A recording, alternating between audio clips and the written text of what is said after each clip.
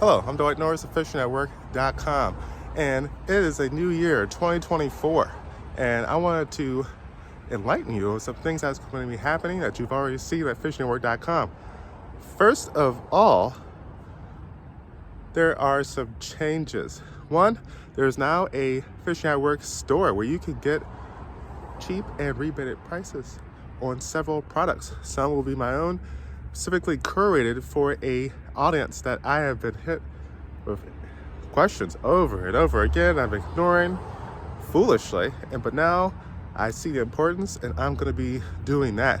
And that is making products for the children. One, maybe people are asking, I'm not a fisherman, but my kid is, or my nephew is, or my grandchild is, and I want to know what I should get for them, how they can use the thing. They want training. And two, like, what's the best thing? Do I need this or I need that? Does this go together with this? Does this work with freshwater? Does this work with saltwater? I live here. What should I use? How should I use it? Where should I use it? And I'm going to be working very hard to provide that type of information to that group. But I'm not going to forget about every other fisherman in the world that has fishing gear and that wants more fishing gear. I'm going to be providing that, kits, tools, and gear, and cool new stuff. And I'm going to be asking you specifically what you want over time. So you should be expecting more emails from me, more blog posts from me, more videos from me, more me fishing, more me showing the products I'm selling, more me showing you how you can go fishing more often, and maybe providing something else that is curated just for you, my current audience, or the audience that I'm trying to switch over to. But right now, you see, I'm not in my office. I'm not next to the water. I'm next to my boat. It is January 2nd, and I'm moving out of this little storage place here. This outdoor storage, putting the parking lot is where I've been for 9 months. And, you know, like most storage places, you get that little rebate price online. You're like, yes, I got a deal.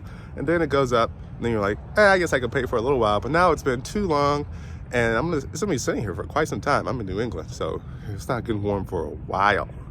So I'm just wasting money. I could have bought another boat. You know, I have a inflatable boat. It isn't that expensive. It was $1,600 for the boat, straight up. Trailer I got recently this summer, that was $1,100. And I got the engine here for, how much should I pay for that? For $8. It's a 9.9 horsepower. That's been upgraded in the carburetor, and now it's 15. Works very well. But recently I've been having leakage problems, the thing I dreaded most. Now you see here, this one right here, this is the one that's actually the way it's supposed to be. It's nice. It's barely soft. It could use like maybe 15 to 30 seconds of pumping, it'll be done. But the rest of these boys, look at this. You see my hand brush here? Now look at this. That's the way it is from here all the way around to there. Now there's 5 chambers. There's 2 on the side. The first one here, and the second one here. At the top there's one. And on the other side there's the one too. All of those are gone. They're all flat. Now you ask, like, oh Dwight, why didn't you fix that? Why didn't you find the hole? I didn't go with Soviet water.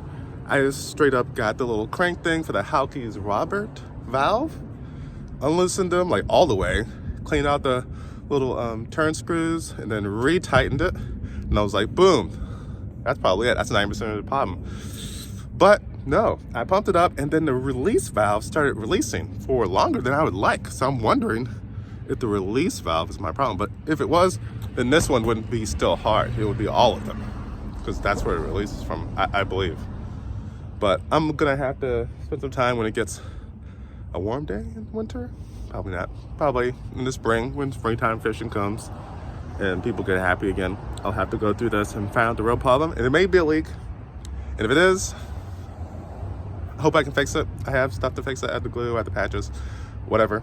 But if it's not good, Dwight's gonna be looking for like something like this boat. Fiberglass, hard.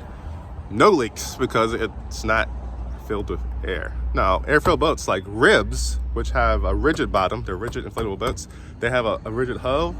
I have a Sib, it's a soft hub, so if I hit something on the bottom with like rocks gonna go through that and hit me too. I have aluminum floor, but still, I can't be hitting like, you know, coral reefs and stuff. People take this stuff out 10 miles out to sea, and they feel pretty safe with a Sib. not that guy, not that guy. But will a rib work for me? Yeah, maybe, but this is annoying, and I don't want to deal with it. So fiberglass it is, and it has its own problems: cleaning, holes, soft floors. You don't have a tiller outboard. You most likely have one steering wheel. Steering's cool, but that's more stuff that breaks. It needs oil and stuff.